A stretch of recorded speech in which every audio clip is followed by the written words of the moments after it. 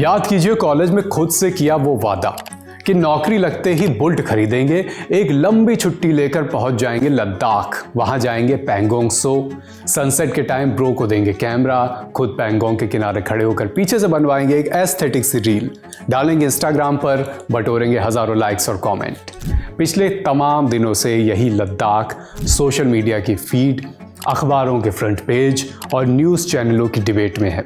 कारण 24 सितंबर को लद्दाख के लेह में आंदोलन के दौरान हुई हिंसा, साथ ही मशहूर एनवायरमेंटलिस्ट और एजुकेशनलिस्ट सोनम वांगचुक की गिरफ्तारी।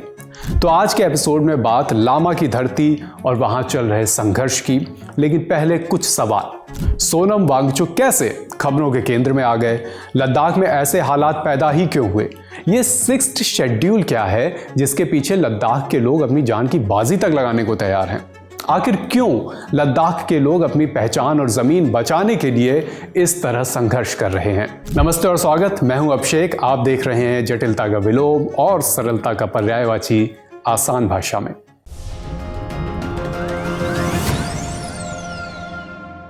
लद्दाख के लोगों का कहना है कि आर्टिकल 370 हटने और लद्दाख के यूनियन टेरिटरी बनने के बाद से ही उनकी पहचान, जमीन, रोजगार, सांस्कृतिक अधिकारों पर खतरा मंडरा रहा है। ये वही लद्दाख है जो एक समय आर्टिकल 370 के स्पेशल स्टेटस से मुक्ति मिलने पर जश्न मना रहा था। आज अपने हक की लड़ाई लड़ रहा है। इस लड़ाई का सबसे बड़ा चेहरा बने सोनम वांगचुक। चाहे लद्दाख के पानी की समस्या रही हो या खोखले एजुकेशन सिस्टम की, सोनम वांगचुक ने दोनों पर काम किया। एजुकेशन में सेक मोल माने students educational and cultural movement of Ladakh बनाकर लद्दाख के एजुकेशन सिस्टम में रेवोल्यूशन लाने की कोशिश की। इसके लिए उन्हें 2018 में रैमन मैग्सेसे अवार्ड भी मिला। यही नहीं, लद्दाख में पानी की परेशानी हल करने के लिए सोनम वांगचुक ने आइस स्तूप बनाए। ये एक तरह से बर्फ से बने छोटे छोटे पहाड़ हैं जो अप्रैल मई के महीनों में धीरे धीरे पिघलते हैं, जिससे किसानों और लोकल लोगों को पानी की परेशानी से मिलती है राहत। ये तो था फ्लैशबैक, अब बारी असल मुद्दे की। सोनम वांगचुक ने लद्दाख के लिए 6th शेड्यूल की मांग को हवा दी। इसी के लिए 24 सितंबर 2025 को लेह में उन्होंने और उनके समर्थकों ने किए प्रदर्शन। ये प्रदर्शन तब हिंसक हो गए जब पुलिस और प्रदर्शनकारियों के बीच झड़प हुई। 4 लोगों की मौत हो गई, तमाम लोग घायल हुए। कैलेंडर में तारीख आती है 26 सितंबर। पुलिस ने सोनम वांगचुक को नेशनल सिक्योरिटी एक्ट यानी राष्ट्रीय सुरक्षा अधिनियम के तहत गिरफ्तार किया, राजस्थान के जोधपुर जेल भेज दिया। साथ ही भारी प्रोटेस्ट देखते हुए लद्दाख में BNS की धारा 163 लगाई गई, इंटरनेट सेवाएं रोक दी गई, कुछ लिमिटेड कर दी गई। तो सबसे पहले जानते हैं कि प्रदर्शन के लिए मांगे क्या हैं।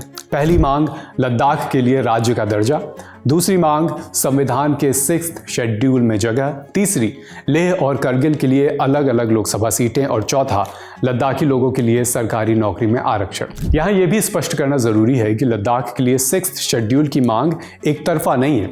बीजेपी ने भी लद्दाख को इसमें शामिल करने का वादा कई बार किया है। मसलन 2019 के लोकसभा चुनाव के दौरान भारतीय जनता पार्टी ने अपने लद्दाख के मैनिफेस्टो में इसे शामिल किया था। दूसरी बार 2020 के हिल डेवलपमेंट काउंसिल चुनाव से पहले, जहां बीजेपी ने वही वादा दोहराया और चुनाव जीता भी। सिर्फ इतना ही नहीं, सितंबर 2019 में राष्ट्रीय अनुसूचित जनजाति आयोग यानी NCST ने भी सुझाव दिया कि लद्दाख को संविधान के 6th शेड्यूल में शामिल किया जाना चाहिए। कारण ये बताया कि लद्दाख की आबादी का बड़ा हिस्सा शेड्यूल्ड ट्राइब है और उनकी संस्कृति और विरासत की सुरक्षा के लिए ये जरूरी है। ये भी बताना जरूरी है कि NCST यानी राष्ट्रीय अनुसूचित जनजाति आयोग एक कॉन्स्टिट्यूशनल बॉडी है जो अनुसूचित जनजातियों के अधिकारों की रक्षा और उनके विकास के लिए काम करती है। भाजपा के बड़े नेताओं ने भी इस मांग को समय समय पर आवाज दी। जून 2022 में लेह की एपेक्स बॉडी ने दावा किया कि भारतीय जनता पार्टी के दिग्गज नेता और रक्षा मंत्री राजनाथ सिंह ने लद्दाख के लिए 6th शेड्यूल का समर्थन किया है। वहीं दूसरी तरफ 14 दिसंबर 2021 को भाजपा सांसद जामयांग सेरिंग नामग्याल ने संसद में लद्दाख के लिए 6th शेड्यूल की मांग उठाई। उन्होंने 1997 के Ladakh autonomous hill development council act में संशोधन कर केंद्र, यूटी प्रशासन और हिल काउंसिल के अधिकार और जिम्मेदारियां स्पष्ट करने की बात कही। उनकी मांगें जमीन, रोजगार, पर्यावरण और लद्दाख की सांस्कृतिक पहचान की सुरक्षा से जुड़ी हुई थी। तो किन वजहों से केंद्र की भाजपा सरकार ने इन मुद्दों पर अभी कोई स्पष्ट रुख नहीं रखा है या अपना मुंह मोड़ रखा है, ये अभी साफ नहीं है। लेकिन ये वादे और मांगे जितने बड़े लग रहे हैं, उतनी ही गहरी हैं इनकी जड़ें।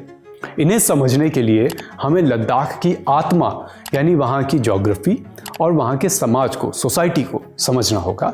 तभी असल में समझ आएगा कि क्यों ये ज़मीन, ये लोग और ये संघर्ष आज खबरों में है और इस तरह।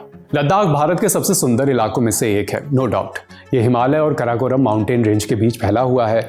ज्योग्राफिकली देखें तो लद्दाख दो रीजन्स में बटा है, करगिल और लेह। करगिल शिया मुस्लिम बहुल इलाका है और लेह बौद्ध बहुल। 5 अगस्त 2019 से पहले ये जम्मू कश्मीर का ही हिस्सा था, आप जानते ही हैं, लेकिन आर्टिकल 370 के हटने के बाद इसे अलग यूनियन टेरिटरी घोषित कर दिया गया। हाल में चल रहा बवाल यहीं से शुरू होता है। मामले की जड़ें समझने के लिए आपको थोड़ा सा पीछे चलना होगा। पहले समझते हैं कि आर्टिकल 370 में था क्या। आर्टिकल 370 संविधान का एक अस्थायी प्रोविजन था जो जम्मू कश्मीर को विशेष दर्जा देता था।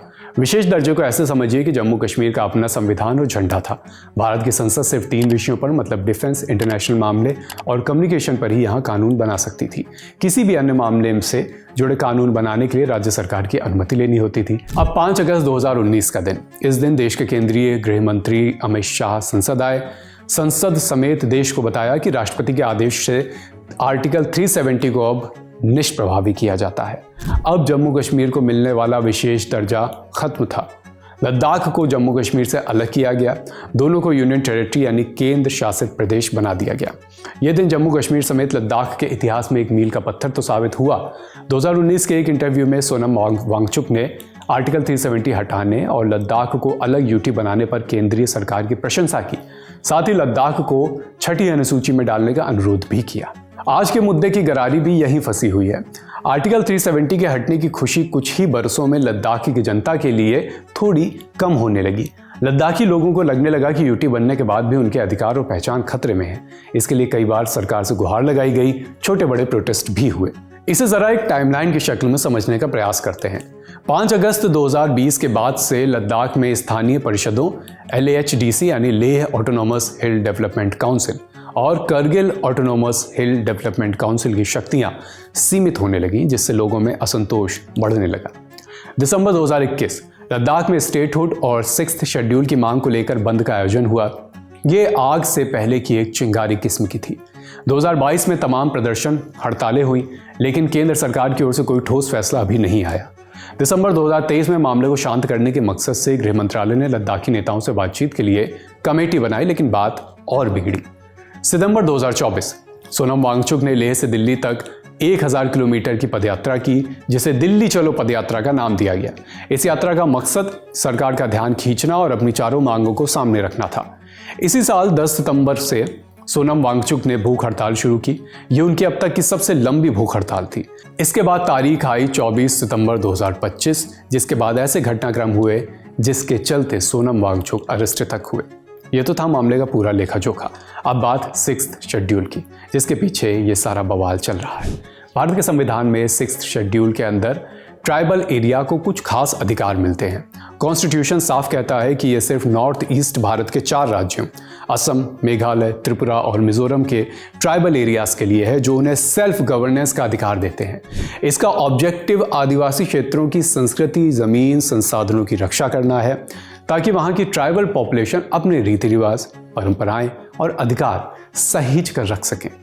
भारत का संविधान 6th शेड्यूल में ऑटोनॉमस डिस्ट्रिक्ट काउंसिल्स ADCs बनाने का अधिकार देता है। ADCs अपने गांव की पंचायत जैसी ही होती हैं, बस इसके अधिकार आम पंचायत से थोड़े ज्यादा होते हैं। इसमें कुल 30 सदस्य होते हैं, जिनका काम जमीन, जंगल, पानी, स्वास्थ्य, शादी ब्याह और तलाक जैसे मुद्दों पर कानून बनाने का होता है। लद्दाखियों का कहना है कि चूंकि उनकी आबादी का 97% हिस्सा ST है, इसलिए उन्हें भी इस अनुसूची में शामिल होने का अधिकार है, हक है। महात्मा गांधी ने कहा था कि अच्छी राजनीति वो है जो जनता की सेवा करे, ताकतवरों की नहीं। आज के समय में इसमें कितना सच या झूठ है, ये आप खुद समझिए। लद्दाख के राजनीतिक मामलों को हम सामने रखते हैं। फिलहाल लद्दाख में 2 बड़े पॉलिटिकल गुट हैं। पहला लेह की एपेक्स बॉडी, दूसरा करगिल डेमोक्रेटिक अलायंस यानी KDA। पहले बात लेह के एपेक्स बॉडी की। यह एक ऐसी संस्था है जिसमें लेह के तमाम धार्मिक, सामाजिक और राजनीतिक संगठन शामिल हैं। इसमें लद्दाख बुद्धिस्ट एसोसिएशन यानी LBA भी है। जिसने तमाम दशकों तक यूनियन टेरिटरी के लिए संघर्ष किया है। एपेक्स बॉडी में अंजुमन ए मुइन उल इस्लाम और क्रिश्चियन एसोसिएशन भी शामिल हैं। भारतीय जनता पार्टी, कांग्रेस और आम आदमी पार्टी भी इसी संस्था का हिस्सा रहे हैं। वहीं दूसरी तरफ KDA यानी करगिल डेमोक्रेटिक अलायंस, ये करगिल जिले के धार्मिक और सामाजिक संगठनों का एक समूह है। करगिल के लोगों ने 2020 में KDA बनाई थी ताकि वे अपने इलाके के मांगों को आवाज दे सकें। इसमें जमीयते उलेमा, इस्ना अशरिया और इमाम खोमेनी मेमोरियल ट्रस्ट जैसे संगठन शामिल हैं। इसके अलावा करगिल बुद्धिस्ट एसोसिएशन और अंजुमन अहले सुन्नत वल जमात भी इसके मुख्य सदस्य हैं। हाल की मांगों के लिए दोनों संगठनों ने हाथ मिलाया। दोनों ने मिलकर 6 सदस्यों की एक कोर कमेटी बनाई। ये कोर कमेटी दरअसल उस हाई पावर्ड कमेटी का एक हिस्सा है जिसे सरकार ने लद्दाख के लोगों की मांगों पर विचार करने के लिए बनाया है। इस कमेटी की अगुवाई केंद्रीय गृह राज्य मंत्री नित्यानंद राय कर रहे हैं। यहाँ ये बताना जरूरी है कि बैठकों का दौर तो लगातार जारी है। अगर पंचायत के बनराकस की भाषा में कहें तो कीजिए मीटिंग तो चल ही रही है। अमेरिकी इकोनॉमिस्ट और नोबेल प्राइज विजेता मिल्टन फ्रीडमैन की एक किताब याद आती है, कैपिटलिज्म एंड फ्रीडम। इसमें वो पॉलिटिक्स और इकोनॉमी के बीच का जो रिश्ता है वो समझाने का प्रयास करते हैं। उनका मानना था कि पॉलिटिक्स और इकोनॉमी अलग नहीं है। राजनीति व्यवस्था आर्थिक व्यवस्था को प्रभावित करती है। मतलब दोनों एक ही गाड़ी के दो पहिए हैं, एक में गड़बड़ी दूसरे पर असर डालती है। इसलिए लद्दाख की इकोनॉमी पर भी बात करना जरूरी है। लद्दाख की अर्थव्यवस्था मोटे तौर पर टूरिज्म पर डिपेंड है। सरकारी आंकड़े बताते हैं कि लद्दाख की इकोनॉमी का लगभग 60% रेवेन्यू टूरिज्म से आता है। पेंगोंग झील, नुब्रा वैली, लेह पैलेस और तमाम पुराने बौद्ध मठ यहाँ पर टूरिज्म के हॉट स्पॉट हैं। आसान भाषा में कहें तो आधी आबादी टूरिज्म पर निर्भर। ऐसे में ये कमाई का बड़ा जरिया है। जाहिरन 2023 के डेटा की माने तो 5 लाख से ज्यादा टूरिस्ट लद्दाख गए।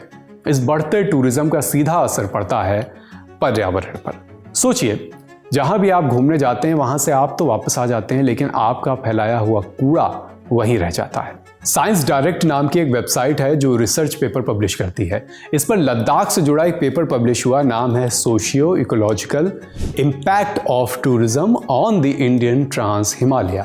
इसमें कहा गया है कि लद्दाख जैसे नाजुक इलाकों में टूरिज्म दो धारी तलवार जैसा है। एक तरफ लोगों को रोजगार, दूसरी तरफ पर्यावरण को नुकसान। अब ये बहस भी इसी पर है कि अनियंत्रित टूरिज्म चले ना चले। असली बात यह है कि अगर इन जगहों को बचाना है, यहाँ के लोगों की भागीदारी तो जरूरी है ही, साथ में इको सेंसिटिव टूरिज्म समय की एक मांग है। क्योंकि अभी तक स्थानीय लोगों की आवाज़ लद्दाख के फैसलों में ज़्यादा सुनी नहीं गई है, उनकी चिंताओं को ज़्यादा तवज्जो मिली नहीं है। तो कुल जमा बात साफ है, लद्दाख का मुद्दा सिर्फ 6th शेड्यूल और स्टेटहुड का नहीं है, बल्कि लोगों की पहचान, ज़मीन और उनके भविष्य का ये सवाल है। सोनम वांगचुक जैसे लोग, जिनकी विज्ञान की दृष्टि से भी एक अलग छवि है, जो तमाम जिंदगियों में बदलाव लाने के लिए भी जाने जाते हैं, उनका इस आंदोलन का चेहरा बनना बताता है कि जमीन पर समस्या गहरी तो है। एक तरफ विकास की रफ्तार, बाहर से आने वाले उद्योग और पर्यटकों की भीड़ का डर, दूसरी तरफ लद्दाखी लोगों की सदियों पुरानी संस्कृति और पर्यावरण को बचाने की चिंता। और साथ ही ये सवाल कि जो लोग जिन बातों, जिन लोगों, जिन नियमों और जिन खासियतों के चलते अलग हैं, उन्हें बचाने और बनाए रखने की कोशिश आखिर क्यों ना हो। सवाल ये भी उठता है कि खतरनाक पड़ोसी से सटे इस प्रदेश के जनता की मांगों को दिल्ली कब और कितनी अहमियत देगा। इनके जवाब तो आने वाला समय ही बताएगा। लेकिन जाते जाते एक अहम बात, गांधी और बुद्ध के देश में भीड़ का अपनी मांगों को लेकर हिंसक होना कितना सही है। यह था आज का एपिसोड। इसे लिखा है हमारे साथी अभिलाष ने। अब बारी आपकी। अगले एपिसोड में आप किस टॉपिक को आसान भाषा में समझना चाहेंगे, हमें कमेंट बॉक्स में बताइए। और ये भी बताइए कि हमने लद्दाख के मुद्दों को जो समझाने का आज प्रयास करा वो आपको कैसा लगा। आप क्या इस विषय में भी कुछ और जानना चाहते हैं? ये सब हमें कमेंट बॉक्स में बताइए। अगले एपिसोड में फिर आपसे मुलाकात होगी। अपना ख्याल रखिए। शुक्रिया।